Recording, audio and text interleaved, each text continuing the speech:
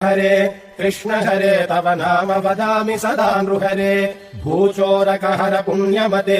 क्रोडोद्धृत भूदेव हरे क्रोडाकार शरीर नमो भक्तं ते परिपालय माम् राम हरे कृष्ण हरे तव नाम वदामि सदा नृहरे हिरण्यकशिपुच्छेदनतो प्रह्लादाभयदायक हेतु नरसिंहाच्युत रूप नमो भक्तं ते परिपालय माम् राम हरे कृष्ण हरे तव नाम वदामि सदा नृहरे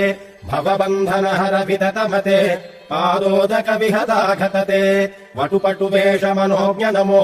भक्तं ते परिपालय माम् राम हरे कृष्ण हरे तव नाम वदामि सदा नृहरे क्षितिपति वंशक्षयकरमूर्ते क्षितिपति कर्ताहरमूर्ते